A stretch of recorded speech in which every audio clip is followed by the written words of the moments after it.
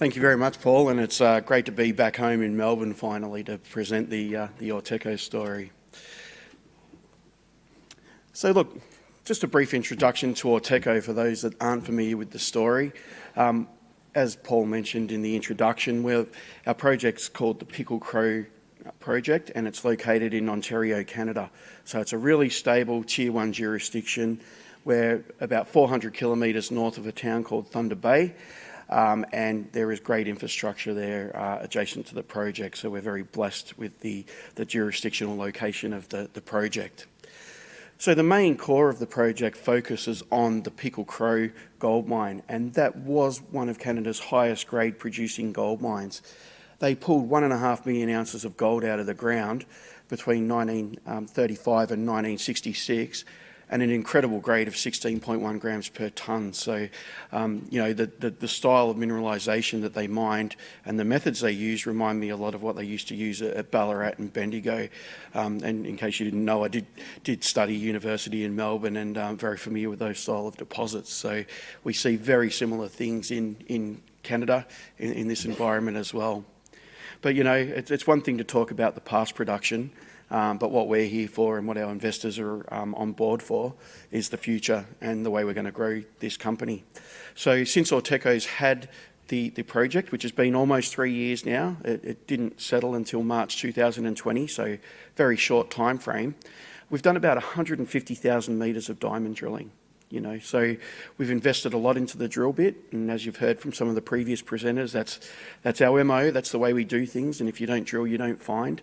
And what that 150,000 metres of drilling's resulted in is a resource of 2.2 million ounces at a grade of 7.8. So, we've really added a lot of resource in a very short time frame. But not only that, we've actually grown the land package. So one of the things that we're really convinced about, and I'll show you the reasons why in coming slides, is we think we've got an entire mineral district and not just a deposit. Whereas, in the past, I think some of the Canadians have focused on the postage stamp, but they forgot about the envelope. So what we're really trying to unlock now is some of that regional potential, and we believe there's a strong prospect of making further discoveries. So just in terms of the capital structure, our current market capitalisation is in the order of $115 million. And there's a couple of things that really stand out on this slide here. One is that as at the end of September, we had $11 million in the bank. And look, we have the ability to upscale our drilling or pull it back as we see fit. And, we understand that it's important to preserve our capital, and we're spending the money as effectively as we can. The other key point of this, which is really great for a junior explorer, is we have 41% of our register is institutional holders. So our biggest investors, 1832 out of Canada, and Franklin Templeton out of San Francisco. In the last month, they have significantly increased their shareholding, so they now hold well over 20% respectively. So we've also got BlackRock on the register, we've got Merck, we've got a lot of institutional support, so it's great to have those guys on board. And look, the other comment I'd make is it's been pretty tough for gold stocks, and I don't think there's any escaping that, But what I would say to that is I think it's a great time to be a counter-cyclical investor because, some of the best investments are made when no one wants it. And, we're starting to see some green shoots in the gold sector. As Paul mentioned, with some of the Fed announcements, the gold price has ridden. I believe we're beyond the bottom of the gold market, and I think, I'm very bullish on the future of gold. So the board and management, I won't spend too much time on this. You've seen two of these guys already present this morning, Steve and Mike. Ray's our executive chairman, and they're part of the Bellevue crowd. And myself, ex-Northern Star, before I joined AuTECO nearly 2 years ago. But we have a very strong team on the ground in Canada. I've done 6 trips to Canada this year, but, I can sleep easily at night knowing that it's in good hands with our quality team that we've got on the ground over in North America. Just on the ESG, it is something that's important to us, and we are embedding it into the DNA of the company from a very early stage.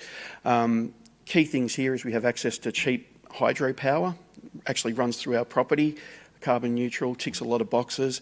But just recently we've also signed an agreement with our First Nation group called the Mishkagogumon people. And why that's really significant is it gives us access to drill on our entire 500 square kilometres of tenure, and it also allows us to go up to everything before mining. So, you know, all the advanced exploration is covered under this agreement. So, you know, we do have certainty to access our ground for exploration, which is a great step forward. Now, there's two ways we're going to grow this company. One is obviously to grow the current resource in the mine area. We've already got a base of 2.2 million ounces at 7.8. And we're currently preparing a resource update, and we expect to see that out in the first quarter of 2023. So, you know, that's not closed off yet. That will still continue to grow. The other way that we can really advance this company is through the regional exploration and making a discovery. As I said in the introduction, I believe this is a camp and not just a single deposit. And the next slide will sort of explain why. Now, look, this slide here, these rocks are very similar to what we see in Western Australia. They're not unusual. They're typical greenstones. They're subdivided into a number of different structural domains. And look, the key takeaway from this slide is that we're in one of the best neighbourhoods globally to look for gold. So we're in the same group of rocks that hosts the Red Lake deposit that Evolution have just bought. We're in the same group of rocks that host the Dixie discovery that Great Bear made, and they've just sold that to Kinross for in the order of $2 billion Australian. So no better address to look for high-grade gold. Now, in terms of the mineralisation style, I mentioned before, the majority of what was mined historically by the old-timers was very similar to what they pulled out at Bendigo and Ballarat. And you can see a photo I took on site a couple of months ago before the snow came of the quartz veins. So we're dealing with a quartz vein system, varies in width from 10 centimetres up to plus 3 metres wide, but averages 1 metre in width. Very clean from a metallurgical point of view. There was over 90% gravity recovery historically, so very amazing ore, and that's what forms the bulk of our resource at this point of time. But when the old timers mined that, they mined at a 8 gram per tonne cutoff, and they left a lot of material between 2 grams and 8 grams behind, and one of those is hosted in banded iron. And I won't bore you with the geology of that, but the key thing to remember is that the intersections are wider, but slightly lower grade, but more amenable to bulk mining, such as open pit mining and large open stoping. So it's not just the narrow veins, we've actually got some bulk material there as well. It wasn't even assayed historically, so we're starting from a little bit behind the 8 ball, but we are starting to grow it. Now look, just in terms of the regional potential, as I mentioned before, this map shows you the tenure that we hold, and we've got the whole northern part of the greenstone belt. And there's a couple of key takeaways from this particular slide. One thing is that I mentioned people are focused on the postage stamp. In that little green box that you can see there, there's nearly 4 million ounces of gold. So 1.5 million ounces mined historically, and our 2.2 million ounce resource sits in there. But I know as a geologist that it's very rare that you get these deposits occurring as a single entity in a greenstone belt. They're never solo deposits. And what we see is there is a series of structures that are parallel to the main trend. And they've had very little work done on it due to the historic ownership. There's less than 100 drill holes outside of that green box. But what is there, including the 4.6 metres at 7.2, 13 kilometres north of our resource, shows that those structures are fertile. We've been out mapping and sampling, boots on the ground in the last few months, and we've achieved rock chips of up to 569 grams per tonne. So, they're rock chips.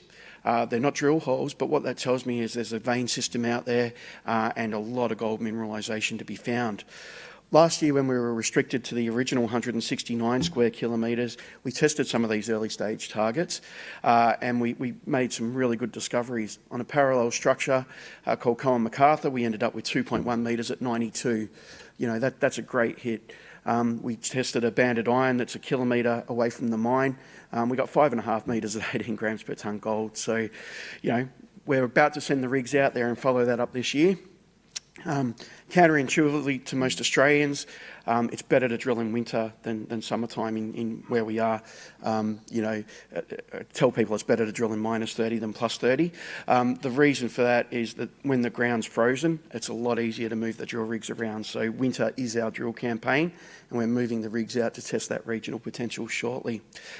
So the near mine growth, I won't go through any of this in detail. It's a very busy slide, but this summarises some of the great results we've had around that resource area. As I mentioned before, we are working on a resource update. Have a look at this presentation. It's online. We put it on the platform, or come by and see me at the booth. But this is where that 2.2 million ounces is coming from, and the expectation is the resource will grow based on the drill results that we have. We've discovered a number of vein systems. What we've been doing is not necessarily looking deeper beneath the old workings, but looking off to the side for mineralisation that the old timers have missed. And just recently, we've discovered the Tyson veins, which is a series of stacked veins, so veins one on top of the other. And we just put out a result, which is the highest grade intersection that AuTECO's drilled at Pickle Crow. We got 0.4 of a metre at an amazing grade of 1,020 grams per tonne, and you can see the photo there with all the visible gold. So we've got a very extensive mineralised system on our hands. The next stage of the evolution of this project, though, is to get underground. This is all inferred at the moment. Our drill spacing on our current resource is 60 metres by 60 metre spacing. But really, with that nuggety gold, we really need to get it down to 20 by 20 before we can put it into reserve. And, we'll send ourselves bankrupt if we tried to do that from surface, because the holes are longer, deviation's harder to control. So what we're doing now is working out the best way to get underground, to drill this from underground. And I know from my experience at Kundana, I've seen at Jundee and every other narrow vein deposit, once you get underground, you usually find more gold. Now, the old workings that are there give us an advantage because we can recycle some of that historic capital. What you see on the screen here, the green lines are the historic shafts, 2 of which go more than 900 metres deep. And that blue line there is a level that the old timers mined. It's the 750-foot level, 228 metres below surface, and it joins all 3 of the historic production areas. And that makes the perfect platform to access it to drill. So we want to break into that. We've got mining engineering studies going on at the moment, firming up the costs. We've got the option of rehabilitating the shafts, which could be quite expensive, and not in favour of that. We could do an exploration decline from surface, or with some of that bulk material, we actually have open pits that optimise. And what we may be able to do is mine a pit to start off with and then get underground. So look, just to wrap it up, it's a very quick overview of AuTECO. Please come and see us at the booth. There's a lot more to the story.